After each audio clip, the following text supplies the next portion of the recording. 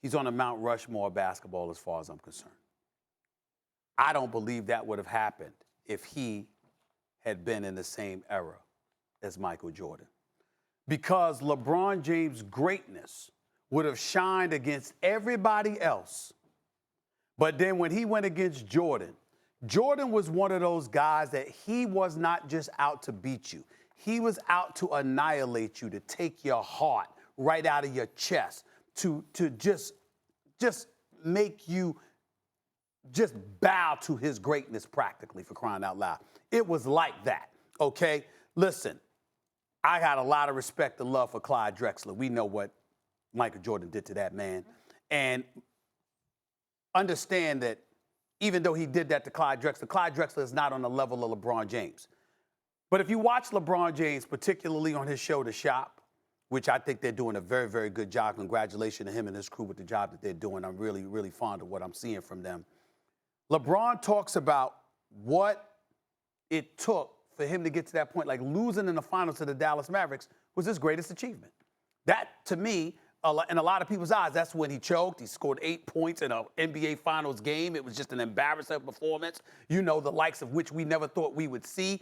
And he took tremendous hits. And it was after that the aura, the mystique of LeBron James came in the fold, because obviously he was locked in, zeroed in, what have you. What I'm proclaiming is that those early years of LeBron James and the suffering he endured because of it against specifically somebody like Michael Jordan, he would have never recovered from that, because Jordan would have piled it on year after year after year. And we would have been asking for, LeBron, what you gonna do against this guy?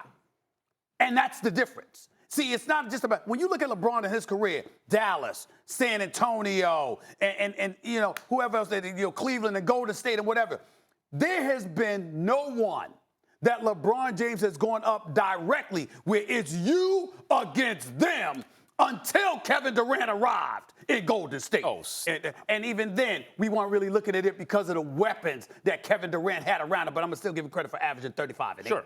All I'm saying to you is that he hasn't had that. If LeBron was playing in the era with Jordan, it would have been, what you going to do against this guy?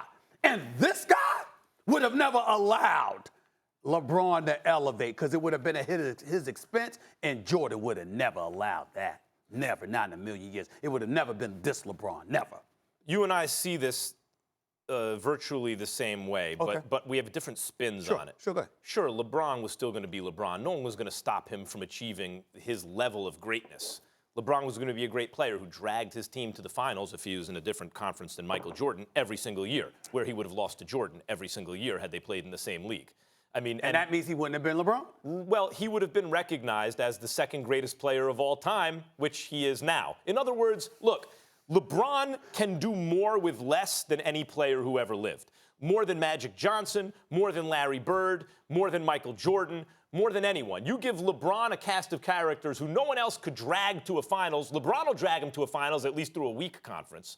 And those other guys can't do as much with as little. But if you're talking about now you're both crewed up, who's going to put you over the top? Michael Jordan. And let me tell you something.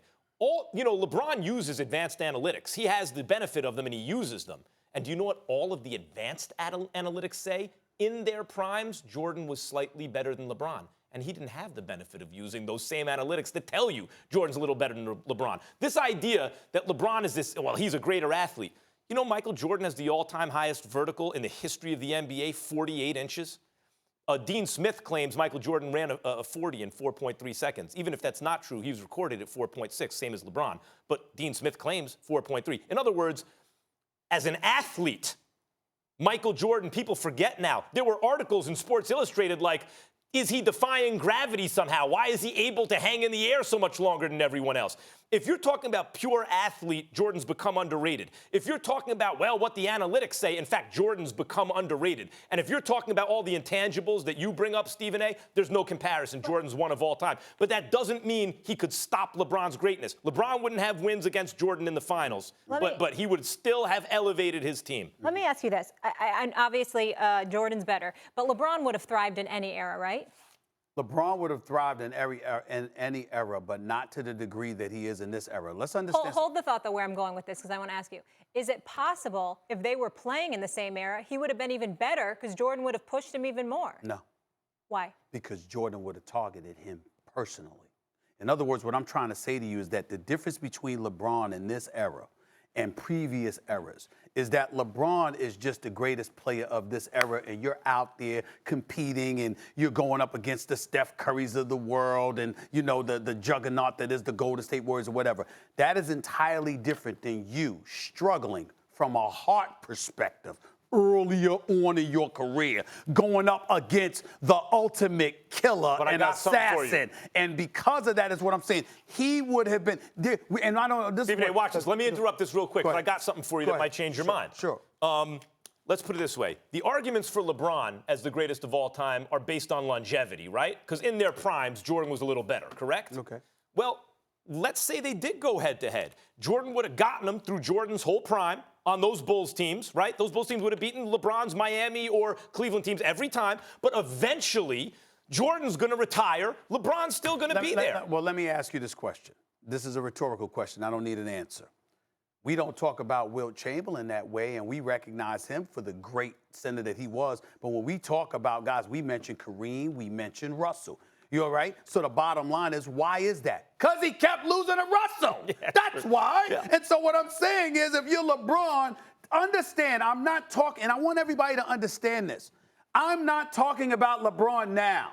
What I'm saying is, he would not have been allowed to get to where he is now because the roadblock that is Jordan would have been standing in his way the whole time.